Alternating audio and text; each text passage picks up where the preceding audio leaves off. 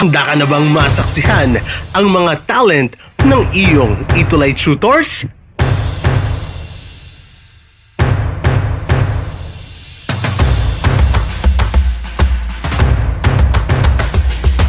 ETUlay Tutors Got Talent. Malapit na. Abangan.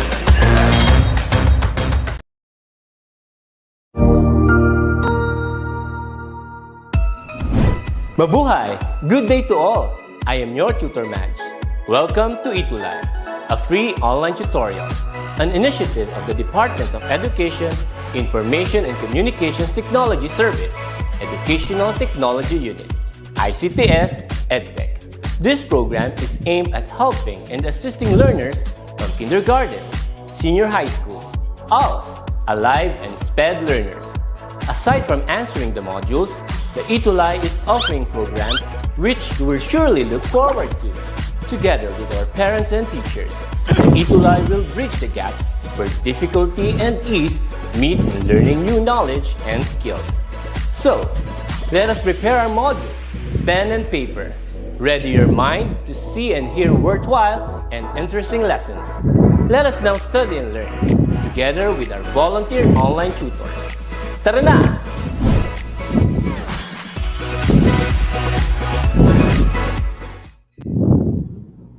Hi! Hello! Good day to all 21st century learners. How are you today? Here's your loving, sweet tutor Grace from SDO Santiago City. We would like to welcome our brilliant, active online viewers, tuties from Luzon, Visayas, and Mindanao. Welcome to DepEd online tutorials. I know you cannot wait to get started, so prepare your pen, paper, and self-learning module and let us begin your FLS journey. Welcome to ETUlay online tutorial. How are you today, Tutor Teresa? Ang ganda ng ating mga hat. I'm fine, Tutor Grace. Big, high, and powerful hello, everyone. Luzon, Visayas, and Mindanao. Once again, you are with Tutor Grace of SDO Santiago City and yours truly, Tutor Teresa from SDO Cavite Province. So welcome po, dear viewers, our dear tuties, dito po sa ating online tutorial. Today is a Friday, it's TLE Day. So ngayon po ang subject natin is front office services. Opo, napansin ko nga, Tutor Grace, no? Hindi kami nag-usap ni Tutor Grace. It's just that pagharap namin sa camera, napansin namin, oh, yung kulay namin. Natutuwa. It's the spirit that communicates. And because, why? Baka po napapatanong ang ating mga dear tuties bakit kaya kami nakaganito. At napansin niyo po siguro sa mga naunang mga tuties and simula nung Monday may mga kani-kanyang arts, what do you call that, Tutor Grace? Expression of art. Yes, yeah. So ngayon pong buwan ng February, aside from it's the love month and belated Happy Valentine's sa ating lahat. We are also celebrating the National Arts Month and the theme for this year is Sining ng Pag-asa. At ito po ang napili namin ni Tutor Grace.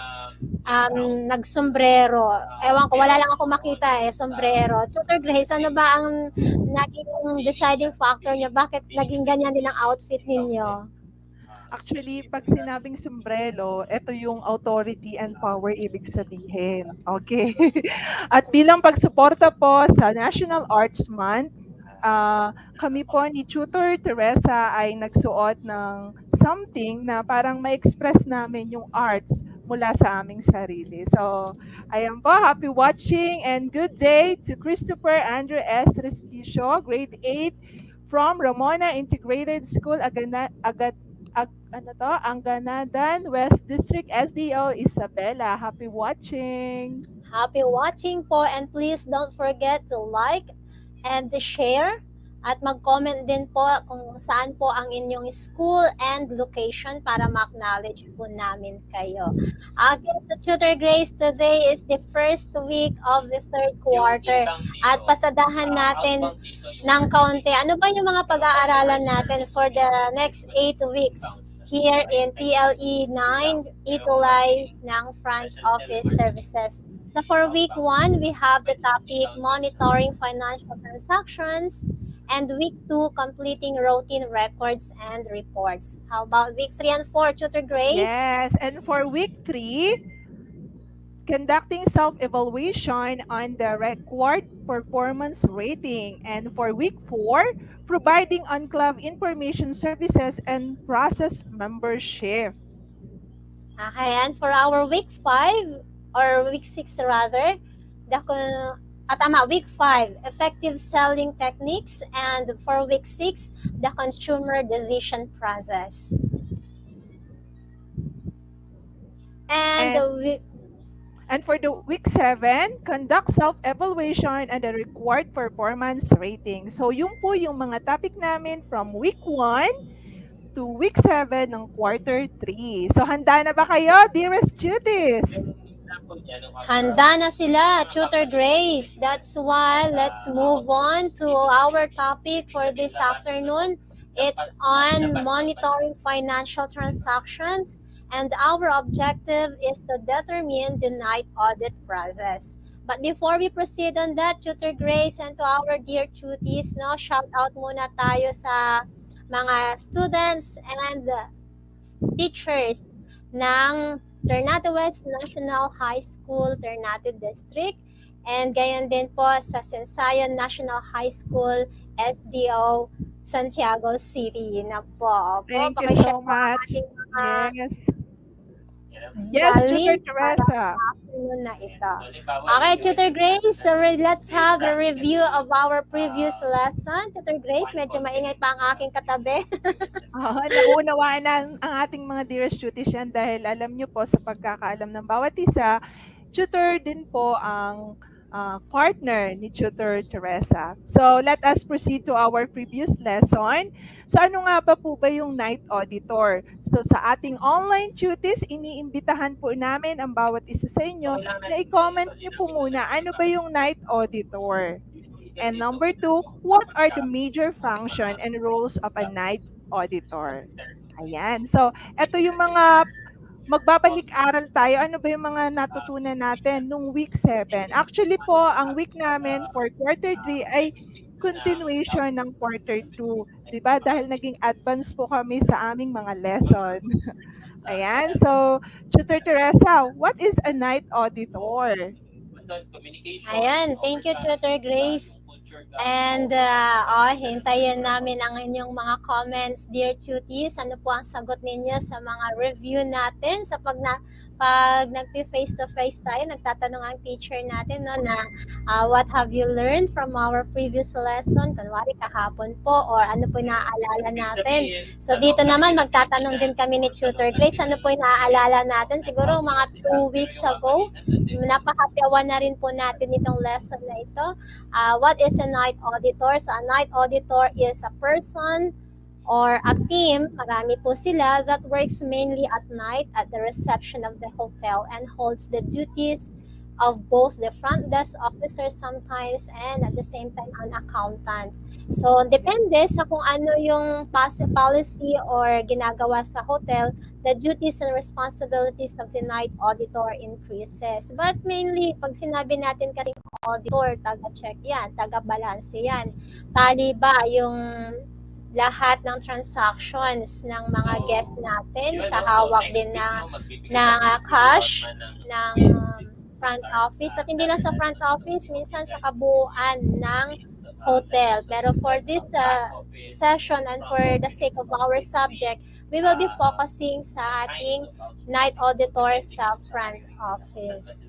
Ayun po, Tutor Grace. Yes, exactly, Tutor Teresa. And dagdagan ko lang po, of course, ang pagiging night auditor, the end of the business day is a vital time for the auditor. So, panggabi sila. So, kasama po siya sa front office. So, ito pong lesson namin, duties expected to know the role of a night auditor. Yan. Okay, so kasama po natin sa review ang mga functions of the night audit. The first is to verify posted entries to guest and non-guest accounts. Also, we discussed in our previous lesson, one of the functions of the night audit is to balance all front office accounts. But again, for the sake of our subject and for our lesson, nakafocus po tayo sa front office. Pero sa industry, ang mga night auditors kabuuan po ng hotel, hindi lamang sa front office, sa kitchen, sa banquet, sa sales department, yan po, ina-account ang mga yan. You're right, And Tutor Teresa. Yes, and resolve room status and rate discrepancies. Ayan. So, kailangan yan bilang isang night auditor. Kailangan ma-resolve niya yung mga status and rate discrepancies. Or, halimbawa, Tutor Teresa, pwede ka bang magbigay ng halimbawa? Ano ba yung sinasabing rate discrepancies? okay, for Halimbawa, example, aya, ayan, pero after ko na mag-share, Tutor Grace, I hope our dear cuties can also think of examples no kung paano nagkakaroon ng room or rate discrepancies. Like what we had mentioned sa anong week po ata, yung week 5 or week 4 yeah, ng second quarter. Halimbawa, ang check-in niya po ay off-peak season. Halimbawa, March 31 and then nag-April 1 and that is peak season. Nagkakaiba po kasi yung mga rate. And what if 3 nights or more than 2 nights ang kanyang booking and si front office staff na ilagay niya yung rate na pang off-peak season doon sa araw na dapat peak season rate na po siya. And so dapat ang mga iyon ay na-resolve ni night audit. night Kung hindi auditor. napansin ni front desk staff na ay iba na pala ang rate ngayong pang third night or third day ni guest, at least makikita po iyon in night audit at ma-inform din natin si guest. Another is there will be times na halimbawa yung room ay naibigay mo siya as full rate. Eh yun palang naka-check-in na guest ay merong membership. So meron po siyang mga discount. Depende Tama. po sa klase ng kanyang membership. Diba? So yun yung mga examples ng rate discrepancies na kailangan ma-resolve po natin with the help of the night auditor. Tama, sakto yan, Tutor Teresa. So, dear tuties, lagi niyong tatandaan ang example ng ating mahusay na tutor, Tutor Teresa. Ayan. Kasi po si Tutor Teresa, matagal ang experience niya or naging 6 karanasan months sa lang, front Tutor office. Grace. Mas matagal ka pa rin, oh. Binagi mo akong binubis. Mas magaling yan si Tutor Grace. Oh. Okay, so napakahalaga po na malaman ng ating mga online duties ang mga ganitong situation. So paano ba ma-resolve ni night auditor yung mga ganitong scenario pagdating sa financial accounting or pag ano ba yun, sister, tutor, pag-asikaso or pag-resolve ng mga room status and rate discrepancies. Ayan. Ayan, Okay, Tutor so Grace, take it away. let us move on. The other function of the night audit is monitor guest credit limits. And letter E, produce operational and managerial reports. So as a night auditor, kailangan po nating mag-report sa ating mga supervisor, kung ano po ba yung mga nangyari sa ating mga pag-audit nung ating work na naka-assign. Halimbawa, sa umaga, so kailangan mai-report ni night audit kung ano ba yung mga managerial or operational or ano ba yung mga kailangang i-report as a night auditor. Exactly, Tutor Grace. So, pansinin po natin yung image sa slide, dear tuties, no po. Nakaharap sila sa computer and perhaps tinitingnan po nila yung mga reports, no po. At may kasama pa rin, no? Kasi syempre baka may mag-check-in, may ginagawa po si auditor or vice versa. Magtutulungan po sila. So sabi na nga natin ng mga nakaraan, huwag tayong matakot kapag nandyan si auditor. Ano ha? Okay, so we also discussed the role of the night auditor. Tignan po natin yung imahe. Actually, 4 lang po yung pwedeng magkasya kasi dyan. Pero marami po. Tignan natin yung tignan natin yung image or the images. So, this one, mga folders. Sa folders, laging pinaglalagyan ng mga reports. At ayan po, makikita sa pagtingin pa lang natin sa mga imahe na ito, malalaman na natin ano ba yung mga role or functions played by our night auditor. Taga-file ng report, ano pa, may calculator din dito, taga-kwenta. Apo, Magnifying si glass, oo. yung image ni Tutor Grace, ang kanyang emoji. Avatar, yeah. Tinitignan niya baka may mga discrepancies, no? And nakaharap sa computer. So the night auditor requires attention to accounting detail, procedural controls, and guest credit restrictions. Ang dami niyang iniisip sa buhay si auditor. At as a night auditor, hindi po siya madali, pero katuwang din natin sila sa front office. So good afternoon, watching from Alibadabad National High School, Dia Izel Cabasa, Grade 9 Democritus, under Ma'am Renalyn Talusig Calma Talamayan. Good afternoon po sa inyong lahat yan, and please comment kung saan po ang inyong location, Izel Cabasag. Okay, another role of the night audit, Tutor Grace. Yes, the other rule of the night audit is the night auditor prepares various financial reports. So katulad ng sinabi ko kanina, in night auditing, end of the business day is a vital time for the auditor. And as far as the closing of the business day is concerned, management shall determine the end of the day, which is the time after which the night audit can prepare his or her daily reports. And of course, this end or of day is usually the time where the majority of outlets close or no more have frequent activity. So, kaya mas nakakapag-focus mag-work ang isang night auditor at the end of the business day. Ayan. Kaya nga tinawag na night auditor. So, mostly talagang panggabi po talaga ang work nila. Ayan. Okay, thank you po, Tutor Grace. So the third role of the night audit is that the night auditor compares the data conveyed in different folios against points of sales outlets, daily reports, housekeeping room status report, and others. As what I've said earlier, for the purpose po ng ating subject here in front office services, naka-focus po sa front office auditing. Pero dito po sa role number 3 of the night audit, hindi lamang po sa front office, kundi sa pangkalahatan ng isang hotel.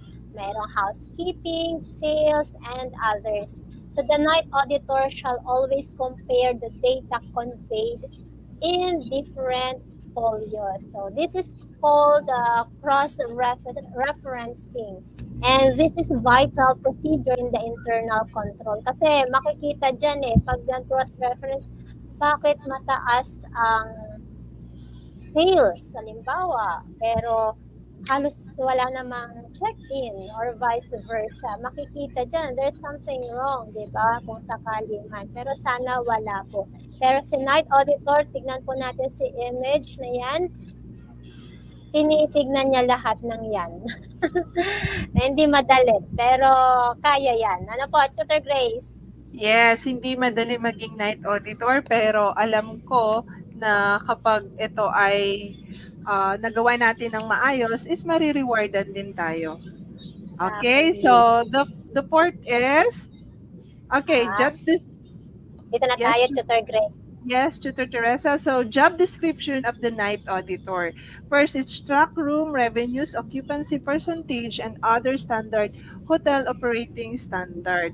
Okay, so kailangan as a night auditor, kailangan malaman din po natin ano ba yung mga pangyayari, ano na ba yung status ng ating hotel.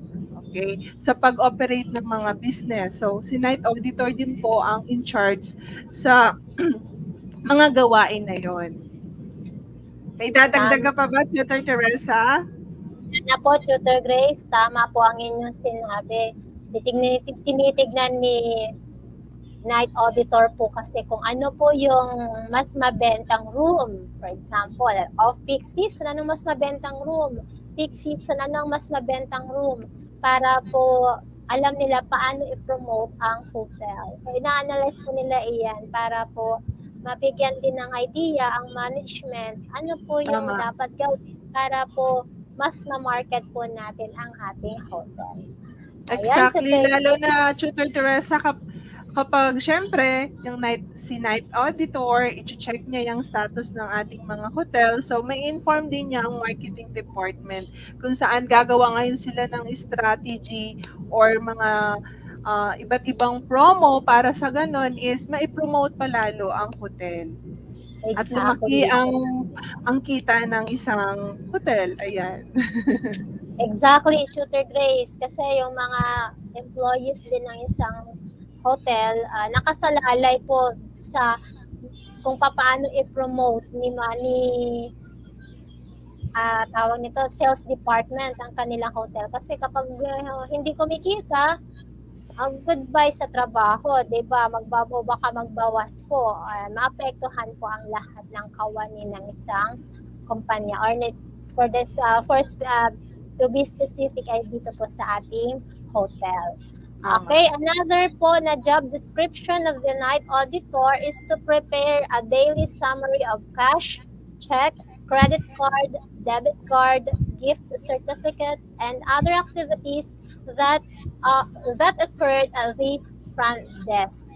So ito po ay mga essential na mga transactions na kailangan mabigyan ng atensyon at ipinaghahanda po ng summary magkano ang cash on hand, ilan ang nagbayad at magkano ang amount ng mga cheque na ito, ilan ang for credit, debit, di ba? Ilan yung mga gift certificates natin na ipapamigay and other activities. No, marami sa mga ito po ay sa marketing department, sa sales department, pero as a front desk staff, dapat aware po tayo para kahit paano alam natin kung paano tayo magpagbibigay ng kagaanan sa trabaho ni night auditor. Kasi sa atin din po niya hihingiin itong mga report na katulad sa cash.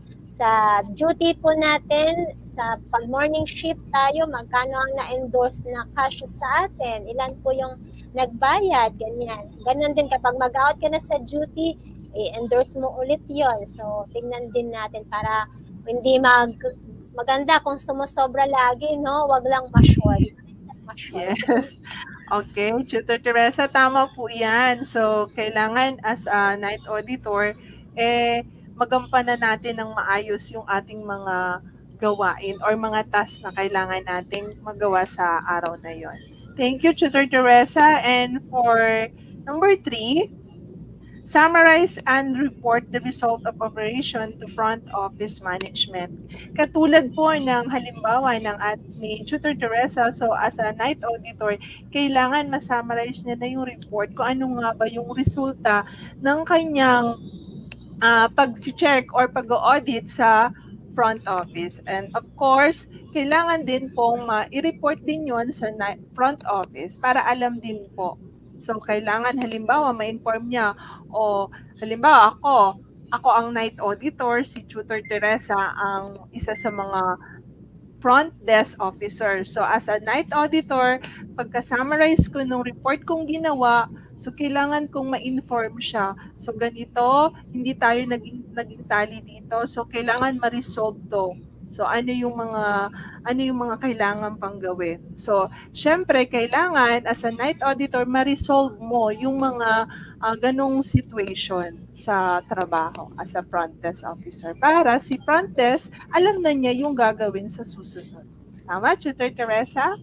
Exactly, Tutor Grace. So, kumusta naman ang ating mga dear tuties? Hindi po ba kayo naguguluhan na bakit may night auditor sa front office? Sa mga bago po natin. Now, if you have questions, please comment them below in the comment section below para po ma-address natin. And don't forget to like and subscribe also to our ETUlay page. At pakishare din po ito sa inyong mga classmates, sa mga nagbabalak na pumasok sa tourism industry para po lahat tayo no, natututo po kahit sa gitna ng pandemya na itatawid natin ang edukasyon. No, Tutor Grace, so shout out po muna tayo sa mga students ng grade 11 Kalumpang, grade 11 Kainipak, grade 12 Kamandag ng Ternate West National High School. Tutor Grace, may mga babatian po kayo? Yes, thank you so much, Tutor Teresa, and happy watching to all teachers of Sinsayo National High School, especially grade 7, Marcos Magsaysay, grade 8, Duterte, Arroyo, and Estrada, grade 9, Aquino, and Magsaysay, and of course, grade 10 to Makapagal and Roja. So, magandang hapon po sa inyo. Maraming salamat sa patuloy niyo pong pagsuporta at pagmamahal para po tayo ay matuto sa pamamagitan ng DepEd ETUlay. Ayan, Tutor Teresa. Okay, so moving on, let's have monitoring financial transactions. And the first here is complete outstanding postings. No? Ano po ba ang proseso ng night audit para magkaroon ng idea lalo ang ating mga soon-to-be front office staff or itong mga students natin, especially yung mga grade 9. Paano ba ito ginagawa, Tutor Grace? Basta na lang ba papasok sa front office si auditor, manghihingi ng report? Okay, so this is the flow or the sequence of the night audit. Number one, the auditor verifies that all voucher posting for revenue center transactions have been completed. Tatanungin muna niya si front office, ito na ba yung lahat? Okay, and then the night auditor may also need to record the not posted front office transactions. So kapag sumagot si front office ay meron pa pong hindi pa. Ito, tutulungan tayo ni night auditor. So that is the first flow in the monitoring of financial transactions or the sequence of the night audit. The second is Yes, the second is reconcile the room status discrepancies. So the night auditor is responsible for ensuring the discrepancies between the daily housekeeper's report and the front office room status system are reconciled before the end of the day. So katulad ng sinabi ko kanina, so kailangan ma-resolve kung ano man yung mga status discrepancies na na-encounter ng ating front office staff or the night auditor. Thank you, Tutor Grace. Exactly po. At may share ko po dito ang isa sa mga experience ko when I was working as a front desk staff. No? Meron pong mga times na nagre-request po si guest ng additional or we call it an extra bed. Pero itong mga extra bed na ito, may mga specific room type din na available. Pwede ka lang, doon ka lang pwedeng mag-request ng extra bed. So there will be times na either na-post natin ito sa kanilang guest folio, pero pagdating kay housekeeping department, dahil sa dami nila ng kanilang ginagawa, ay hindi po nila na post or na-record.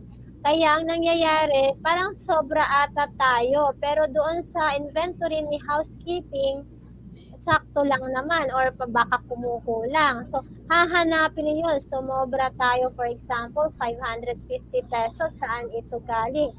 May idea siya kaagad. Baka may hindi na post dito si housekeeping na extra bed. Hahanapin kung sinong guest, anong room number, para magtali lamang yung report. And the situation might be vice versa. Ano po? Pwedeng hindi natin na-post, pero excess ang cash or excess ang payment na post naman sa kabilang department. So things like that. So reconcile the room status discrepancies. Tama yung sinabi ni Tutor Grace. And the third one is to balance all departments. Continuation po ito nung number 2 na binigay ko rin na example. So, kailangan po na ma-post po natin para ma-balance ang lahat ng department. It's self-explanatory. And this departmental balancing has the following sequence. Number 1, it is first to sort the voucher according to their department. So, trabaho na ito ni night auditor ang hawak kasi natin ng mga vouchers and reports sa front office. So, iba rin po yung galing kay housekeeping, kay banquet, kay kitchen, kay sales, and and others na po. And the second is consider each department's voucher. So kapag may mga naliligaw o kung ano man, we have to separate the correction voucher according to the departments they are to be applied and total the correction for each department. So katuwang natin si auditor. And for step 3 and 4 of balancing sequence, Tutor Grace, Yes, Tutor Teresa. So, total the correction voucher on an adding machine. The correction tape must coincide with the correction figures on the chef report and consider the voucher again. So, after verifying each of the correction with the departments affected, total the correction voucher or on adding machine. So, the correction tape must be yan, Tutor Teresa. So, the correction tape must be coincide with the correction figure on the chef report. tally. In short, tally. Kung Yeah. ano yung kinurek mo sa isa, dapat magre-reflect sa kabila. Yeah, so run adding machine tapes on the rest of the voucher, and while running tapes on the voucher, check the written figure at the bottom of the voucher against the printed figure on the department detail report, as well as against the validated figure of the hotel uses a validating printer. Ayan. So, ganun po yung gawain ng ating night auditor.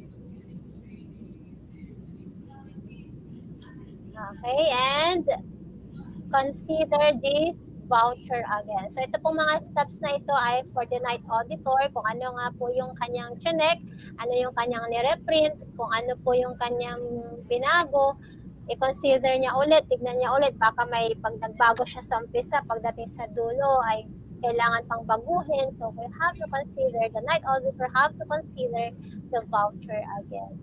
Okay, Tutor Grace, titignan po niya, even yung mga date, no po. What Lahat. else? Lahat po, Lahat pati ng mga corrections na kailangan. Lahat ng Okay? detalye, especially Tutor Teresa, kapag night auditor, kailangan i-check ang numbers. Yes, Yan exactly, kasi. Tutor Yeah. Grace. So, kailangan i-check ang numbers, ang date, ang pangalan. So, yun po yung napaka-importante. Kaya ng gawain sa school ng ating mga ADAS. Okay? So, sa pag-check so, kailangan detalyado. So, maayos, walang mali. So, kailangan maayos yung kanilang paghahanda ng check. So, ganun din as a night auditor pagdating sa voucher. Apo. Tutor Grace, take it away. Okay, so the other one is verify room rate. Okay. So the report shows that the rack rate of each room and the actual rate at which the room was sold, providing an opportunity to analyze room revenue. If a room's rack and actual rates do not agree, there are several factors for the auditor to consider. So the first one is if the room is occupied by a member of a group or by a corporate rate customer, is discounted rate correct? So if there's only one guest in a room and the actual rate is approximately half the rack rate, is the guest part of the reservation? Or if he is, did the second guest registered? So kailangan ma-verify po natin ng maayos ang rate ng room. Okay, halimbawa si Tutor Teresa, isa siyang mga members ng hotel or meron siyang discount. So iba yung rate niya. Okay, dear tutis, tatandaan po natin yon. Or if there is only one guest in a room and the actual rate is approximately the half of the rate. So, ganun. So, kailangan i-consider po natin, ma-verify ng isang night auditor yung rate ng room ng maayos. Mm. Okay, Okay. Tutor Grace, ito po. Okay, so verify no-show reservation. Ayan. So ano nga ba yan, Tutor Teresa? Kailangan ma-verify din ng isang night order yung mga no-show reservation, hindi nagpakita. okay, ng mga nagpa-reserve ng mga client. So, kailangan alamin din ng isang night auditor yun. May dadagdag ka pa ba, Tutor Teresa? Okay na po yun, Tutor Grace. And the next step is to post room rates and taxes. Okay, so the posting of room rates and tax to all guest folios is typically begun at the end of the day. And the direct posting of room rate and tax at any time is one of the great advantage of a computerized system na wala siya. Ayan. So, pero naibibigay naman na po ito ni front desk staff bago pa man dumating upon the registration, nasasabi na po natin kung ano yung mga room rates. Kapag nag-check-in po sila, alam din po rin nila kung magkano yung babayaran po nila na po-post po natin sa kanilang mga guest folios. And bine-verify po ito ni night auditor. Baka po mamaya kasi naisulat ni, halimbawa, 1,600. Yun pala ay 1,000, ano ba yung kahawig ng 1,900, parang ganon, di ba? Tinitignang maigi rin po ito. Pero maganda nga po ngayon kasi nagiging computerized na po tayo sa front office. During our time ni Tutor Grace, our dear tuties, mano-mano yung pagsusulat sa mga guest folios. So, kapag yung sinusundan mo na shift ay hindi mo masyadong kabisado kung paano magsulat ng mga numbers, ayan, titignan mong maigi yan. Dapat tali yan sa pera kasi mahirap. And sometimes, kapag na-post mo siya o na-post din niya yung kasama mo na parang there are some discrepancies or irregularities, nakikita naman ito ni auditor at siya po yung nagtatama. So, he posts room rates and taxes. The next step is to prepare reports. Ano po ba yung mga reports na inihahanda ni auditor? So these reports are the following. We have the final department detail and summary report, the daily report of operation, and the high balance report. We will not discuss this in detail dito, pero it's sufficient enough na alam natin na halimbawa sa daily report, meron po tayong gampanin doon as si front office staff. Magkano po o ilan po yung guest, ilan yung mga na-sold na rooms per type ng mga room ha, and magkano po yung hawak nating cash, magkano pa po ang ating accounts receivables, things like that po. Tutor Grace, may dadagdag po ba kayo dito sa mga reports? Actually, Tutor Teresa, well explained mo naman na kanina. So, idadagdag ko lang is the computer may be programmed to produce high balance upon demand. So, kailangan talaga as pag sa prepare natin sa ating mga reports as a night auditor, kasangga natin, katuwang natin ang ating mga laptop sa panahon ngayon. Para at least yung ating report ay accurate para ma-inform natin ang ibang mga departments sa front office. Ayan po. Exactly, Tutor Grace. Natutuwa ako sa image. Ang lalaki ng calculator, ng report, no? Minamagnify paano maliliit ng mga tao. Ganyan katambak ang trabaho ni night auditor. O hindi biro maging night auditor. Kahit nga sa school, di ba, kapag sinabing ikaw ay auditor, kailangan yung mga financial or yung mga financial statement na report mo is tally. So, para hindi tayo ma-question. Mahirap ma-question sa ating trabaho, lalo na pagdating sa kaperahan. So, as a front desk officer, kailangan honest tayo. Kung merong nag-tip sa atin, i-report natin na yun ay tip. Kasi minsan, baka maisama natin na yun ay part ng sales. So, anong nangyari? Sobra kapag in-audit. So, anong mangyayari? So, kailangan itingnan natin mabuti or maging tayo alert sa front desk lalo na kapag dating sa mga pagbabayad ng ating mga guests. Ayan.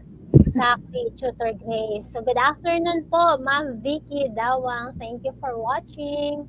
Okay, so the next step in the sequence of night auditing is this one, the deposit cash.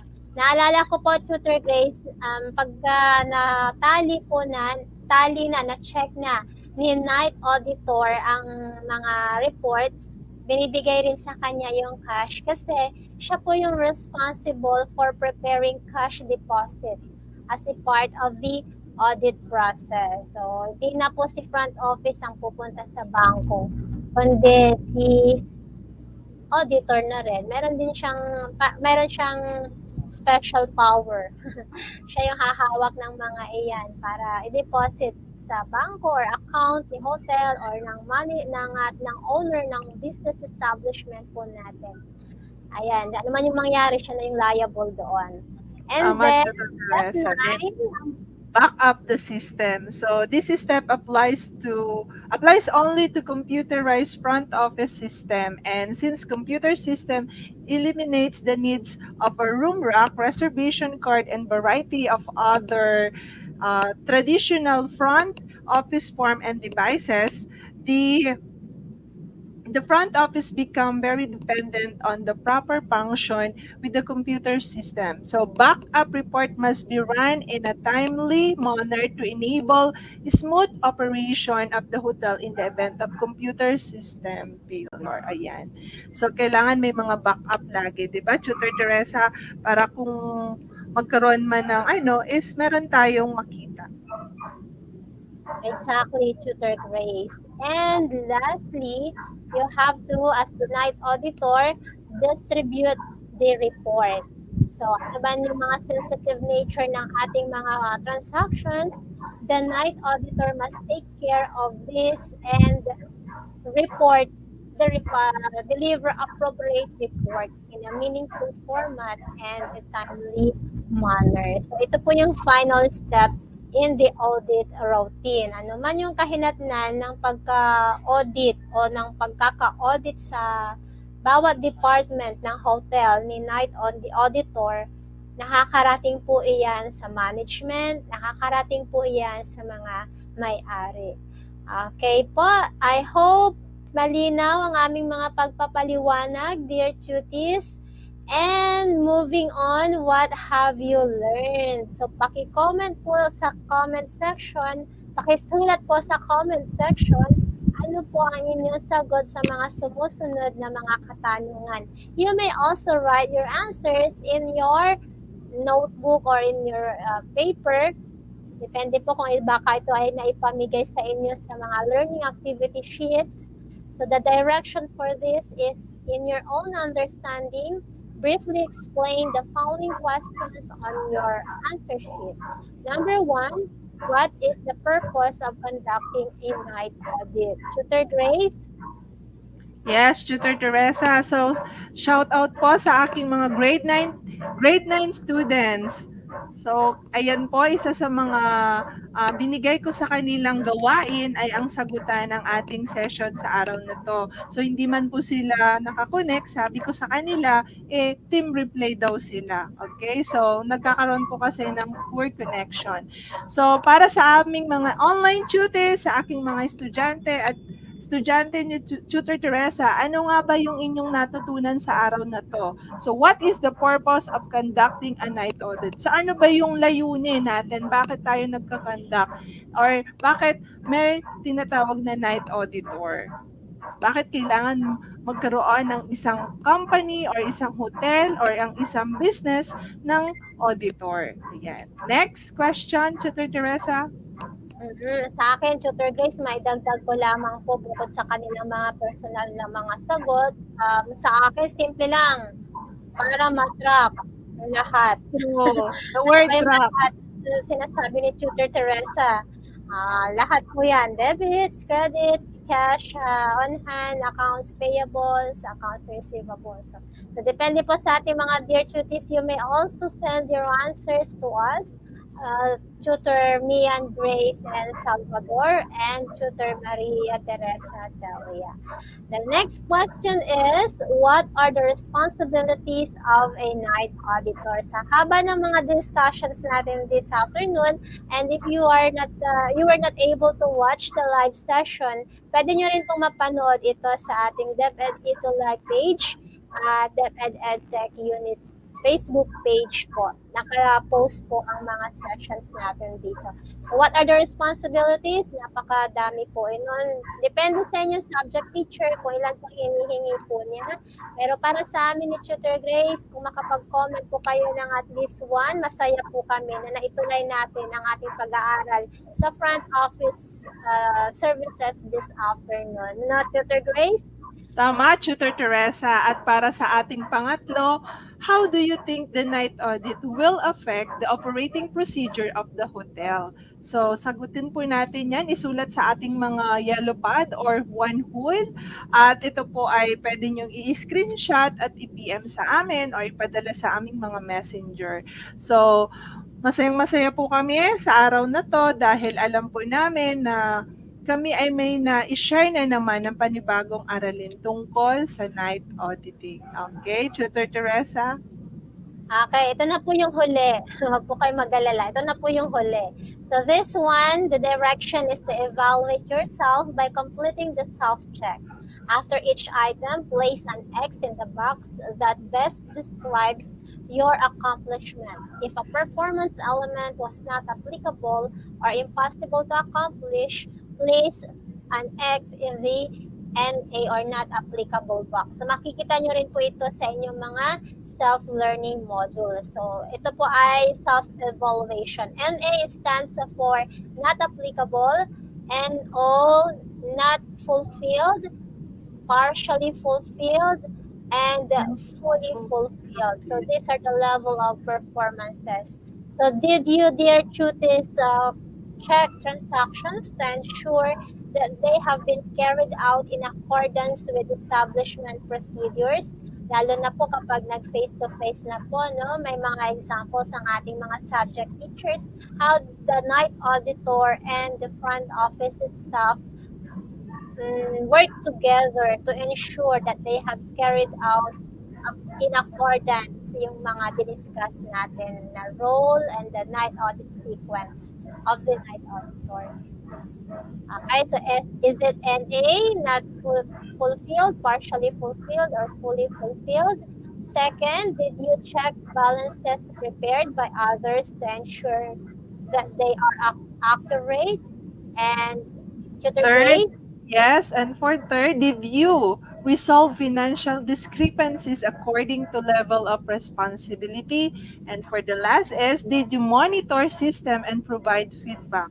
So, sagutan po natin ito at maaari nyo na po isend yan sa aming mga, or i-private message nyo po kami. Okay, Tutor Teresa, so marami pong salamat muli. I'm Tutor Grace from SDO Santiago City, and we are your virtual guide in learning front office services. See you again next week, Tutor, dear tutees, at masaya po kami na makasama po kayo kada Friday afternoon from 2:20 to 3 o'clock here in front office services for grade 9. Again, this is Tutor Teresa from SDO Cavite Province, and with my partner, Tutor Grace from SDO Santiago City, saying, Tutor Grace, limitless is our potential. magnificent is our future. See you again next Bye! Gracias!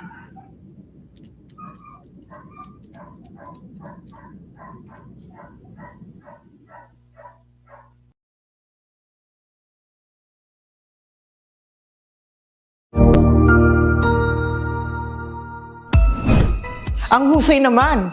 Natapos mo ang iyong tutorial session kasama ang iyong mahusay na ETUlay tutor. May bago ka bang natutuhan? I-share na yan gamit ang hashtag ETUlay Level Up. Huwag aalis ha, dahil may susunod pang programa na pwede mo ring panoorin at salihan. Dahil naghihintay na ang iyong mga tutors. Happy learning dito sa ETUlay!